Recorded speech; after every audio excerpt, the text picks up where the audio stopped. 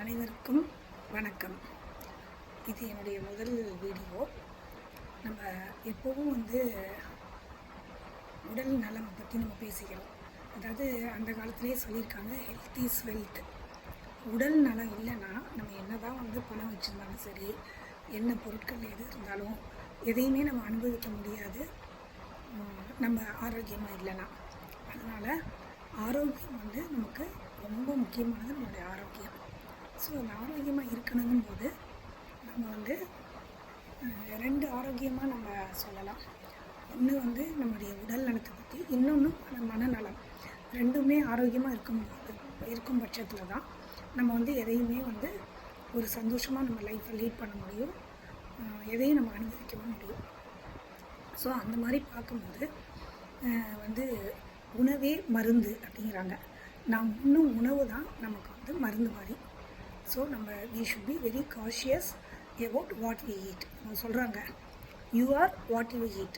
நீ என்ன சாப்பிட்றியோ அதுதான் நீ அப்படின்னு நம்ம சொல்கிறாங்க. அதுபடி பார்த்திங்கன்னா நமக்கு உணவில் ஒரு சரிவிகித உணவு, பேலன்ஸ்டு டயட் நம்ம எடுத்துக்கிறது ரொம்ப நல்லது.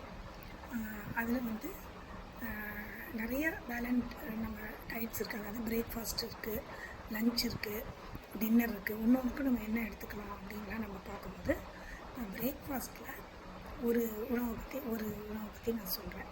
என்னென்னா, நம்ம சாதாரணமாக இட்லி தோசை சாப்பிட்றோம்.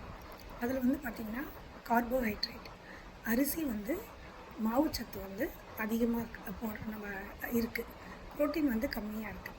அப்போ அந்த அரிசியிலேயே நம்ம வெறும் பிளெயின் அரிசியாக இல்லாமல் மற்ற சிறுதானியங்கள், அந்த தானியங்களையும் சேர்த்து நம்ம சாப்பிடும்போது நமக்கு கிளைசமிக் இண்டெக்ஸும் கம்மியாக இருக்குது. நம்ம காம்ப்ளெக்ஸ் கார்போங்கும்போது நமக்கு கொஞ்சம் ஜீரணம், நமக்கு பசி நல்லா தாங்கி நம்ம நார்மலாக ஒரு 4 இட்லி சாப்பிட்ற இடத்துல 3 இட்லி சாப்பிட்லாம். ஒரு 3 தோசை சாப்பிட்ற இடத்துல ஒரு 2 தோசை சாப்பிட்றாலே நமக்கு ஃபில்லிங்காகவும் இருக்குது, உடம்புக்கும் நல்லது. ஸோ அதுக்கு சாதாரணமாக நம்ம அரிசி உளுந்து நம்ம ஒரு ப்ரொபோர்ஷன் வச்சுருப்போம். இதில் எப்படின்னா, நம்ம 5 பங்கு மாவு அரிசி இந்த சென்ஸ் எல்லாமே மல்டி கிரெயின், எல்லா கிரெயின்ஸும் கலந்தது 5 பங்கு. 1 பங்கு நம்ம உருட்டு வெள்ளை உளுந்து, கொஞ்சம் வெந்தயம் போட்டுக்கணும்.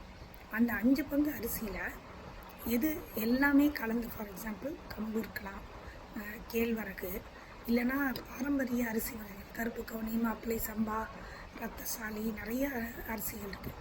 அது இல்லைன்னா நம்ம வரகு, சாமை, திணை,